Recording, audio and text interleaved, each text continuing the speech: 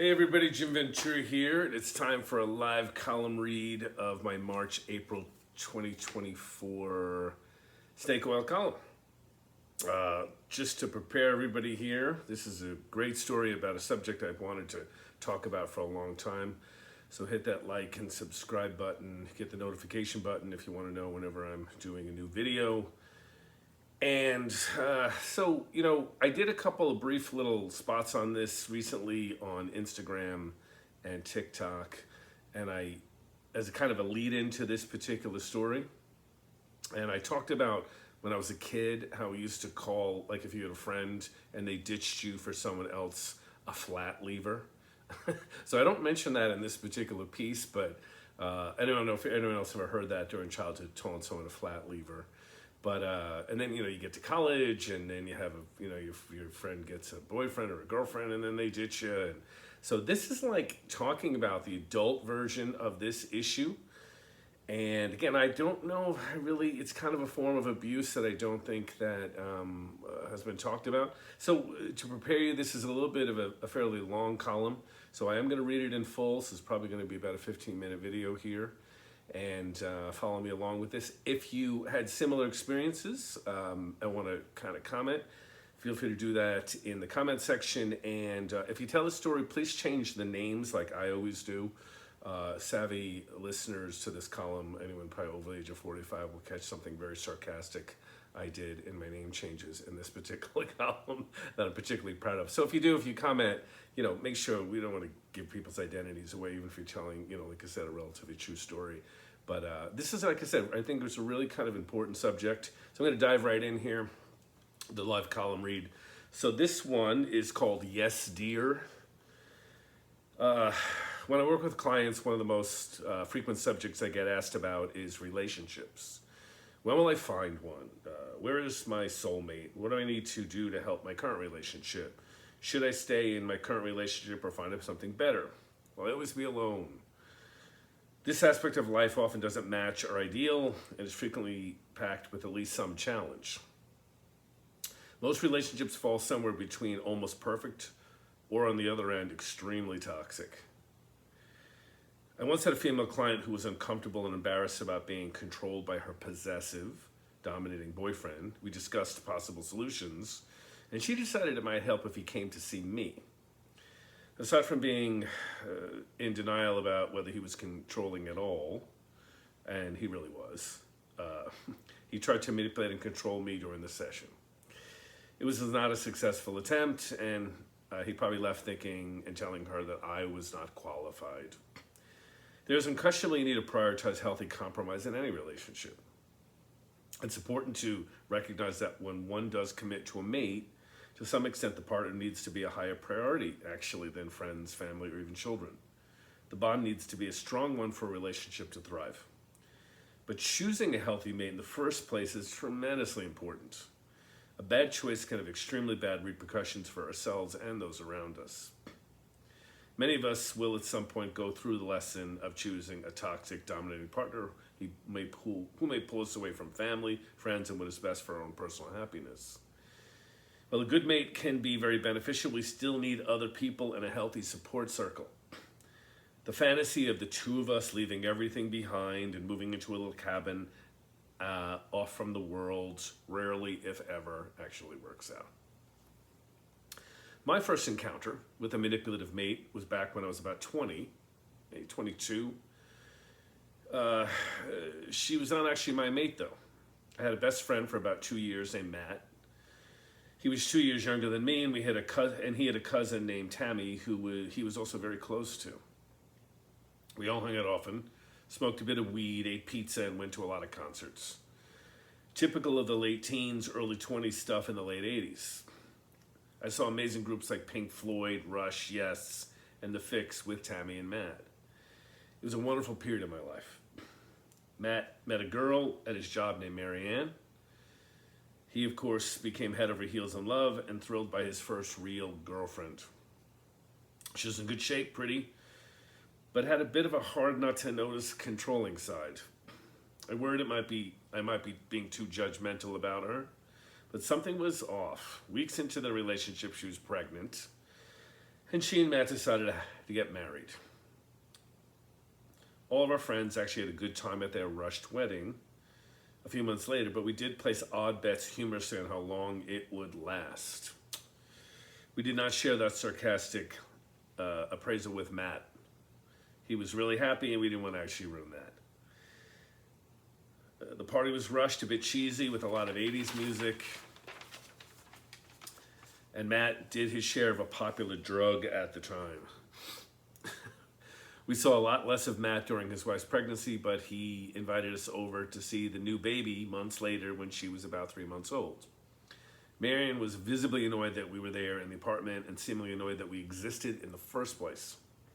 The baby was super cute, and Matt was a proud dad, but clearly Marion hated me and Tammy for some reason. Weeks later, Tammy called me to share that Marion had forbade Matt to see either of us anymore.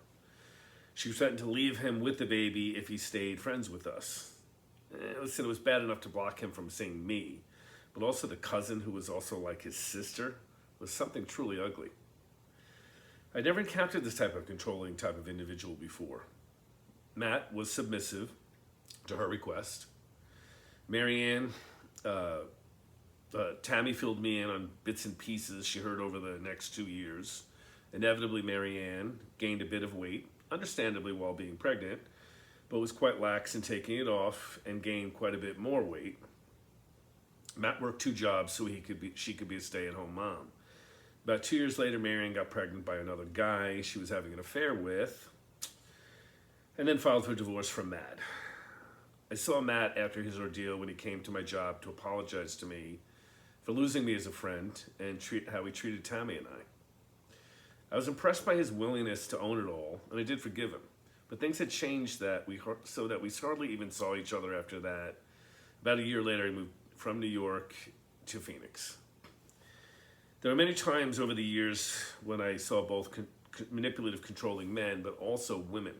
It didn't matter whether they were male or female, gay or straight, but universal anger themes about who are you flirting with, making the partner lose touch with friends and family, isolating them, playing on guilt, and even mild stalking were things I sadly saw far too often. When I was about 14, I was first exposed to a physically angry woman when I saw my friend Richie's mom punch her husband in the face through their kitchen window. Richie told me it was normal. I had a client for a few years who was a psychologist herself, but was with an abusive man who got angry at her for both real and imagined slights. He locked her in the basement for 4 days as punishment. When I was working as a waiter in my early 20s, I became close friends with one of the waiters, a truly sweet, handsome young 19-year-old named Nick. He had dreams of going to school to be a pilot. He talked about his dream often with excitement. Weeks later, he got his girlfriend pregnant and decided to marry her and take on another job so they can live in a small basement apartment to raise the child. It's a noble thing to do, and he was clearly loved her. But his plans to go to school and to be a pilot went out the window. He took on a second job cleaning houses with his fiancée. I could see sadness in his eyes about abandoning his dream, but he was truly in love. She inevitably made him quit the restaurant and I never saw Nick again. Over the years, I've seen quite a bit of controlling stuff in the arena of relationships. I had a client who was a regular for about a year. There was extra excitement on her part when I did a tarot reading for her that showed her meeting an air sign male. She met an Aquarius man a few months later and married soon after. She and her spouse got involved in relationship coaching. I even saw him once, and he was impressed with my skills until he read a column I wrote that mentioned God, all that is, and he was outraged. He was a devout atheist and told her that this kind of talk is nonsense and forbid her to see me for sessions and asked to be removed from my mailing list. A milder funny example is when a very attractive one-time client of mine met her soulmate and seemed very happy. He was a good guy and quite devoted to her. But when I saw pictures of him on social media in a hideous pink and peach sweater, uncomfortably posing in a field of flowers, I suspected that while she probably loved that picture, His eyes portrayed another sense. It looked like every ounce of masculinity was forced out of his body. Almost 2 decades ago, I became friends with the late 20s, in shape, vegan, attractive old soul named Lars. We inevitably worked together in a restaurant when I was in my early 30s and pretty much became like brothers. I really got along well with Lars, and I saw him as my little brother from another mother. An old girlfriend of his, named Phyllis, who was a few years older than Lars, moved back to the valley after they had been estranged for about 3 years. She was an energetic, lean, attractive woman with frizzy blonde hair and well-educated. Phyllis was about as far left politically as one could possibly be. She was a bit of a hippie chick who fought with her more conservative parents often. She attended every left-wing march, women's rights, Bernie rallies, pro-LGBTQ rights, and even had a thing for rescuing animals. Unfortunately, her and Lars' relationship was toxic. She stalked him. They fought often, and he retaliated by dating a stripper to make her nuts. I did a reading for her once, by her request, and suggested that if Lars was meant to be in her life, the crazy fighting needed to stop, and she should trust that they would find a way to come together. She was not happy with my advice. I saw a bit of Phyllis's anger surface a few times. While she was a very loving, caring person, you often see some questionable overreactions to even minor things.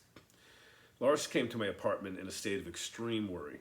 He had gotten her pregnant during the peak of their wars, and she was adamant about having the baby. He confided to me that he was seriously thinking of running away, even changing his name and starting his life over. This was how, understandably, he was with the extremes and her, at times, even scary behavior. I suggested he could co-parent without them being together, but I thought the running away part was not workable. He left my place still shaken up, then called the next day to invite me to their wedding. Phyllis was about 4 months pregnant for their backyard wedding and was somewhat cordial to me, but actually never spoke to me at the wedding, and also after they moved in together. She was still angry about me telling her to stop stalking him. The wedding was cheesy and rushed, and I had flashbacks to years earlier when I was at a similar wedding. I was proud of my not suggesting that they play the song White Wedding by Billy Idol. A bit of Sagittarius restraint on my part. Instead, they played a lot of mostly 80s songs they both loved. While the wedding seemed kind of bizarre, it was still kind of fun. This time I did not verbalize to anyone about how long I thought the relationship would last, but the deja vu was tripping. Their parents were left to clean up after their backyard wedding. Lars and Phyllis climbed into the car to drive away to their honeymoon, theatrically to a song they both apparently bonded over when they first met years ago, called Get Out of My Dreams, Get Into My Car by Billy Ocean. After some months of me still talking to Lars, sometimes grabbing lunch even, Phyllis wanted nothing to do with me. Finally, things changed when she had her baby, little Bess. Phyllis asked Lars to contact me to come see the baby while she was in the hospital. Phyllis and I hugged and never discussed any of it. I made an internal vow to keep the peace and to even get to know Phyllis to keep my relationship with Lars strong. Bess grew up, and a few years later, they had another little girl named Georgette. Bess often challenged her mother and made Phyllis crazy. Bess was smart and humorously called her mom Phyllis rather than mother. She was very grounded, and while she clearly loved her mom, she seemed to know that Phyllis was a bit nuts. For almost 15 years, I was part of the family. Most holidays, and usually twice a month, I would hang out at their home. I saw the kids in plays, sporting events. We bought each other gifts. They're very much part of their lives. Both Bess and Georgette called me Uncle Jim. It was really nice being part of that family. I even got to be friends with Phyllis too. Lars got really sick when the kids were still young, and loyal wife Phyllis stuck by his side through a very rough ordeal. Thankfully, he healed, but Phyllis was left always terrified of Lars getting sick again and became quite a bit of a hypochondriac. I knew they both really loved their kids and were good parents, but I always thought they were a little too focused on giving the kids whatever they wanted. Both were very far to the left in their politics and parenting approach. But it was not my place to comment, so I didn't. Lars opened his own Pilates studio and did fairly well in his business. He was a chronic pot smoker, though, even to the point of smoking weed while making his coffee each morning. It was a little extreme for me, but he handled it, and I thought it worked for him, maybe even masking some childhood traumas. Phyllis either joined in from time to time or angrily fought him about it. Yet while Lars was at times a bit cheesy, he clearly loved being a dad and his kids. One of the cheesiest things he would actually ritually do is watch E.T. the Extraterrestrial every year with the kids.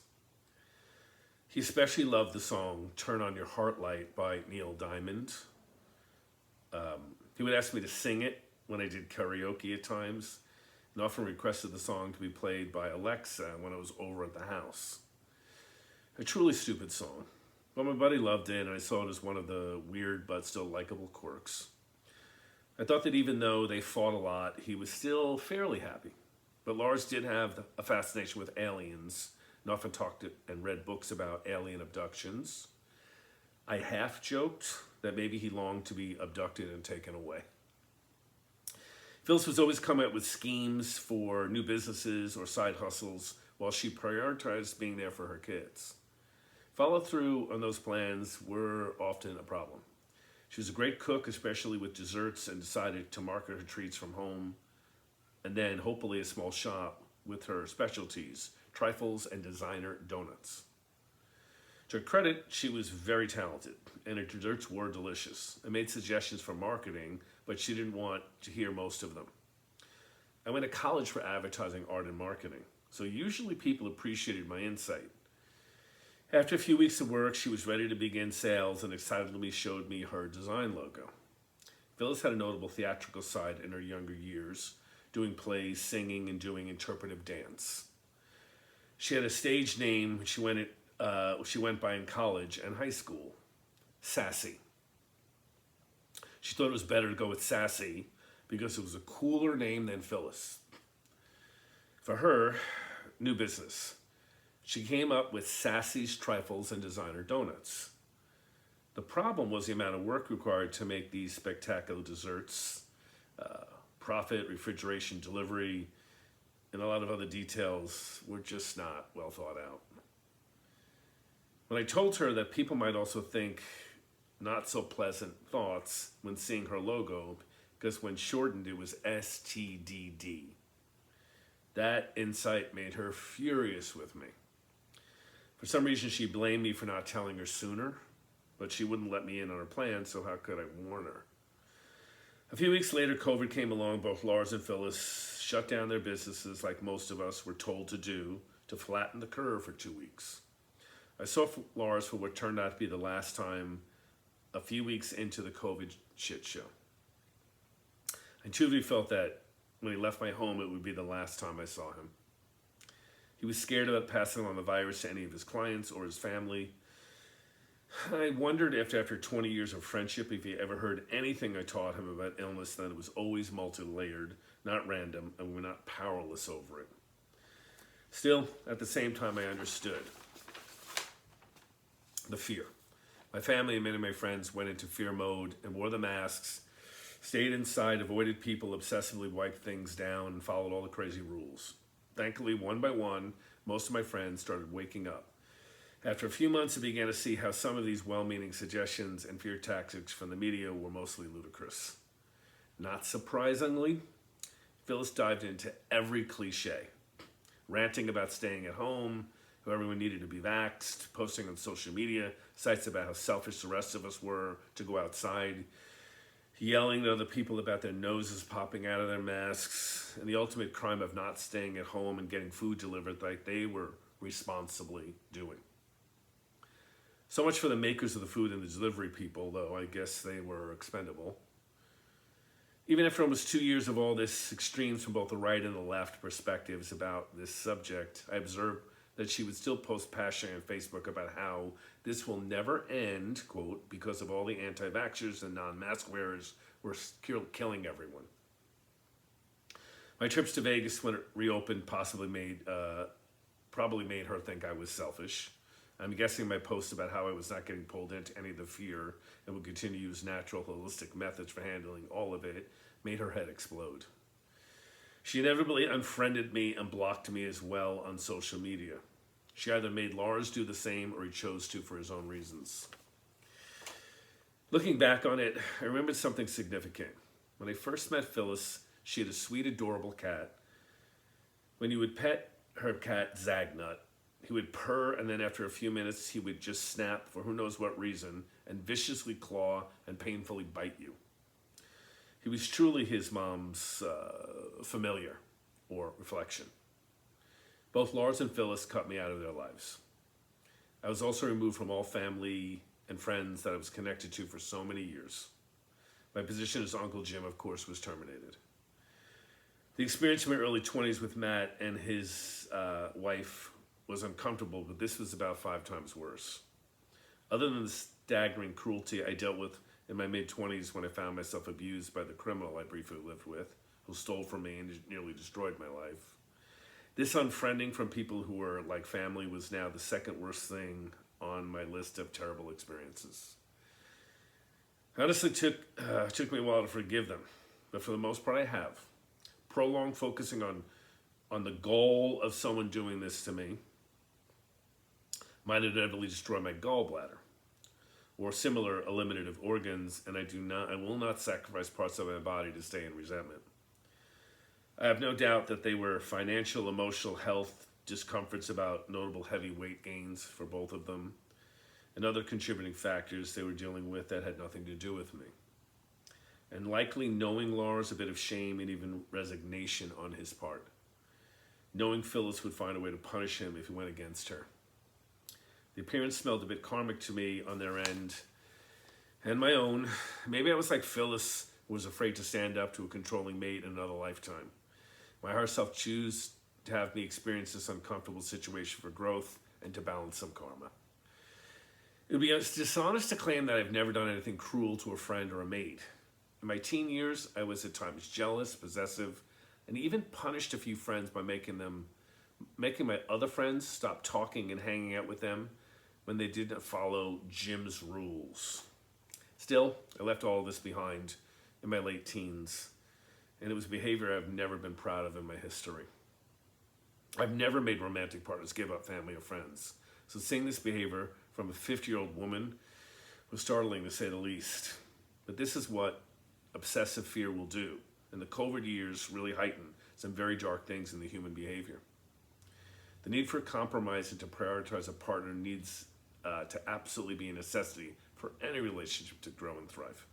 Still, when a mate makes you abandon family and friends, isolates you and puts you into incredibly uncomfortable situations, it's wise to examine whether the relationship is positive and worth staying committed to.